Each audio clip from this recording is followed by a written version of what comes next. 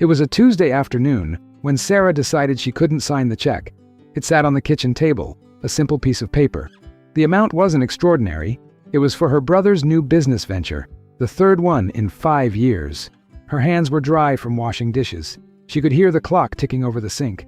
That sound, the slow, steady tick, was the only thing that felt clear. All her life, money had never been just money in her family. It was the quiet way her father would ask, "Do you need anything?" But his eyes would say, "Remember who provides." It was her mother saving every receipt, her anxiety a silent guest at every dinner. Money was the unspoken scorecard. For Sarah, this check felt heavier than its number. It carried the weight of every time she had worked late, missing her son's school play. It smelled like the second-hand car she drove because her savings always seemed to flow elsewhere. It sounded like her brother's voice, always so sure, so optimistic, never asking, always assuming. She thought about the last time. 2 years ago. It was for a debt. Just a temporary fix, he had said. She had handed over the money in an envelope, their fingers not touching. He never mentioned it again. Not a thank you, not a plan to repay. The subject became a landmine in their conversations, something to carefully step around during birthday calls and holiday dinners. The silence around it grew louder than any argument. This is where these stories often live, not in the dramatic fights, but in the quiet kitchen on a Tuesday, in the exhaustion of saying yes one more time when your entire body is screaming, no. If you've ever felt that pressure, that silent transaction of guilt and obligation, you're not alone. Feel free to share your thoughts in the comments below. This channel is a space for these difficult conversations. Sarah looked at the check. Her pen was next to it. Signing it would mean peace, temporarily. It would mean another phone call where they could pretend everything was fine. But not signing it, that meant something else. It meant a line, a boundary that felt terrifyingly selfish. Her throat was tight. This wasn't about greed. It wasn't even about the money anymore, not really. It was about the cost she could no longer afford to pay, the cost to herself.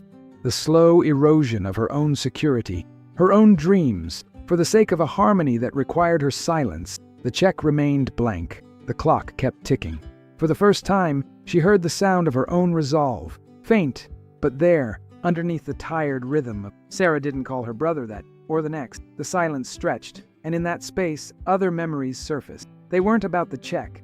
They were older, simpler. She was 7 years old, and her brother 10.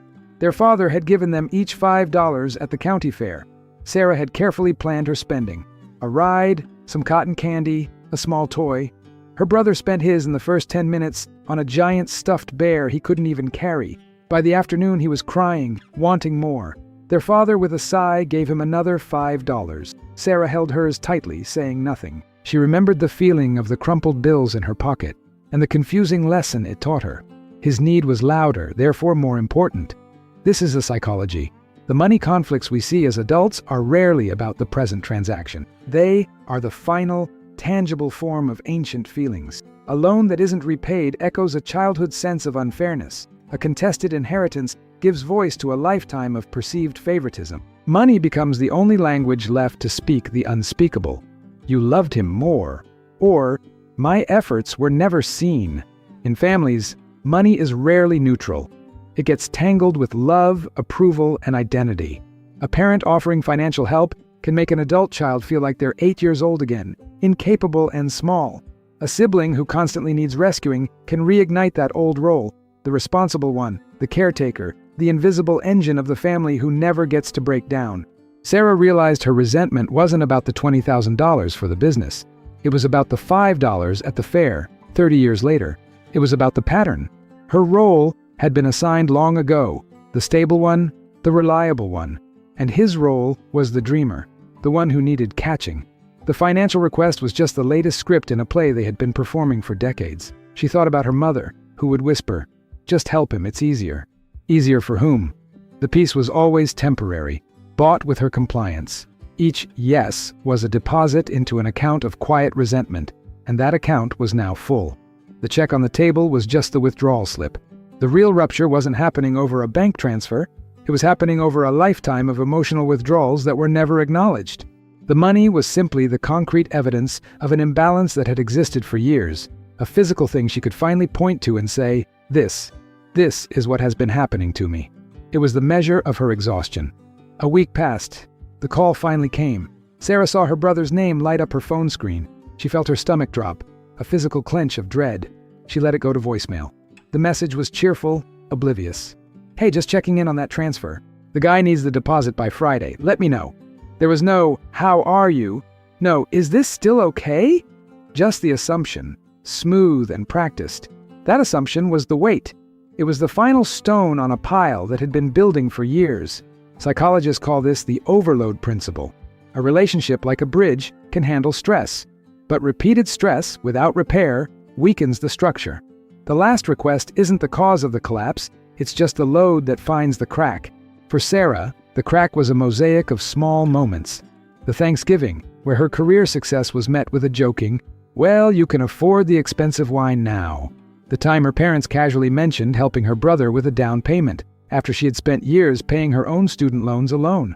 The way her financial stability had become, in the family narrative, not a result of her hard work, but a resource for others. Her money was seen as family money. Her boundaries were seen as selfishness. This is where the heart of the conflict lies. It's not greed, it's a crisis of fairness and respect. When money is used as a tool of control, or when financial support comes with invisible strings of obligation and guilt, the transaction poisons the relationship. The person giving feels used and unseen. The person receiving can feel infantilized and resentful in their own way. It becomes a cycle where no one wins, and everyone feels wronged. Sarah listened to the voicemail again. The tone was the worst part. It was light. It carried no awareness of the gravity, of the silent struggle on the other end of the line. That lightness felt like a dismissal of all her heavy years. She realized a terrible truth. To them, her help was a minor event. To her, it was a major erosion of self. Saying no now wouldn't be about this one check. It would be about rejecting the entire role, the entire history. It would be heard as an earthquake because she had been silent for so long. The family system had grown accustomed to her compliance. Changing the rules now would shake everything. But the alternative, saying yes, felt like a slow death of her own personhood. The breaking point had already been reached, in silence, months or even years ago. This phone call was just the sound of the aftermath, Sarah texted back. Her fingers were cold. The message was short. "I can't do the transfer. We need to talk." She put the phone face down on the table. The immediate response was a void, a heavy quiet. Then 3 dots appeared, disappeared, appeared again. The silence from his end was now different, charged, confused. His call came 20 minutes later. This time she answered. "Hey," he said, his voice careful. "What's up? Is everything okay?" "I'm okay," Sarah said. Her own voice sounded strange to her. "But I can't lend the money this time." A pause. She could hear background noise. A TV, maybe. "Why? Is it a bad time? I can pay it back faster, I swear. This deal is solid." "It's not about the deal," she said, focusing on a crack in her kitchen wall. "It's not about you paying it back." "Then what is it about?" The confusion in his voice was genuine, and that was the most painful part. The pattern was so normal to him, so ingrained, that her deviation from it made no sense. This is the critical misunderstanding. For the person setting the boundary, the no is a sentence that contains a whole book of history. For the person hearing it, it often sounds like a single, sudden, and cruel word. They hear rejection of a request.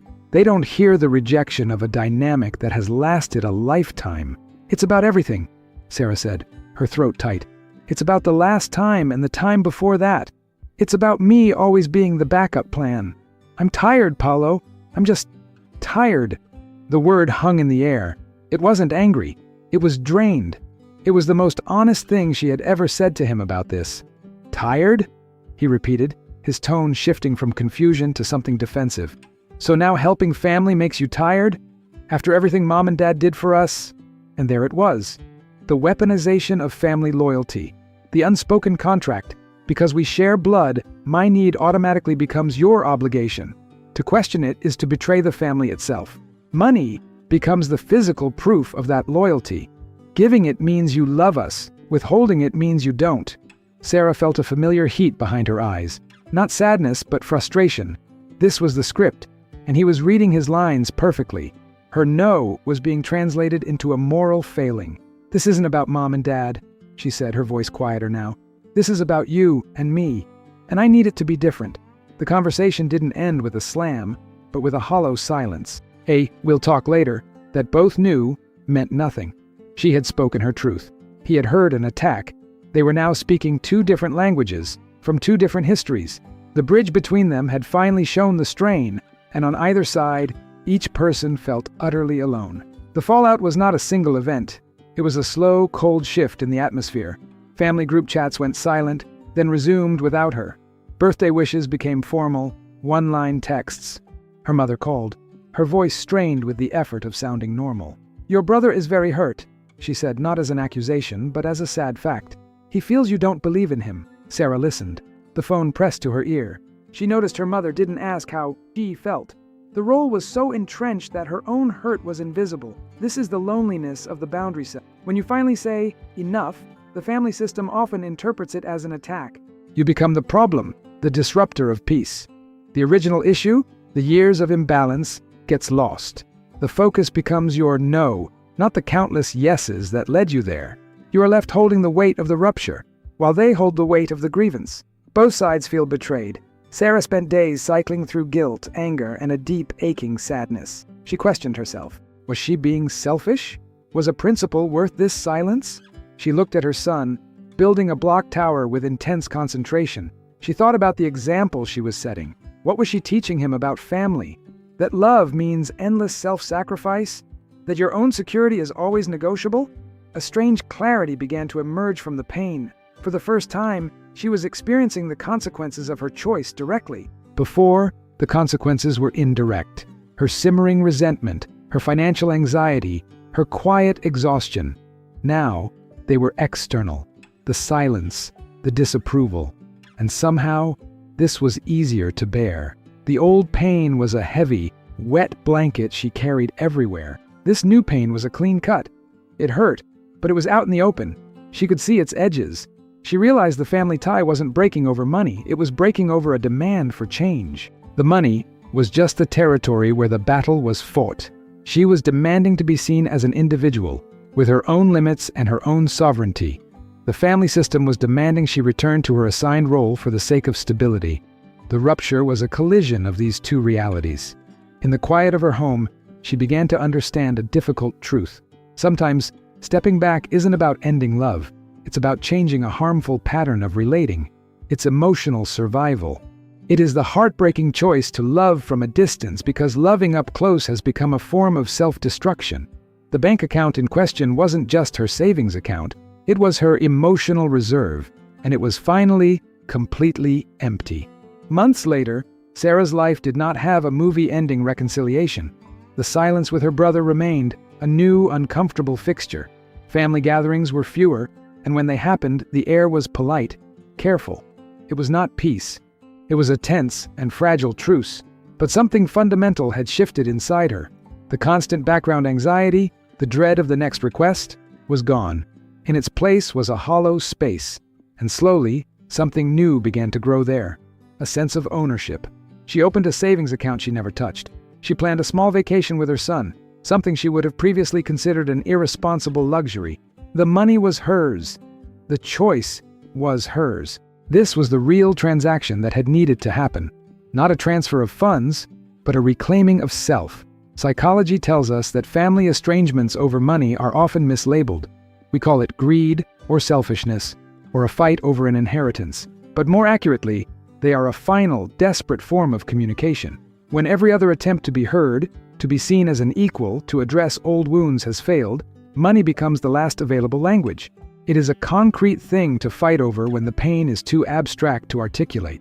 The rupture is not about the asset, it's about the acknowledgement that was never given. Sarah's story is one version of 1,000. The details change. A parent who uses wealth to control, a sibling who feels entitled to an inheritance, an adult child tired of bailing out a parent's poor choices. But the core is the same. A long history of emotional transactions where someone always pays with their silence, their dignity, or their dreams. The path forward is not simple. It rarely is. For some, it might mean therapy or difficult conversations. For others, like Sarah, it might mean a sustained distance that allows for healing. The goal isn't necessarily to repair the relationship to what it was, but to stop the pattern of harm. To find a balance where, if the relationship continues, it does so on terms that don't require the annihilation of one person's well-being. If Sarah's journey or any part of this story resonated with you, you're not alone in navigating these impossible choices. For more conversations that explore the hidden psychology of our relationships, consider subscribing to the channel. Turning on the notification bell is the best way to ensure you don't miss them. It's a small step towards finding clarity together. The last check was never signed, but Sarah, for the first time in a long time, signed her own name to her life. It was a quiet victory, paid for with a high price, but it was finally, irrevocably, hers.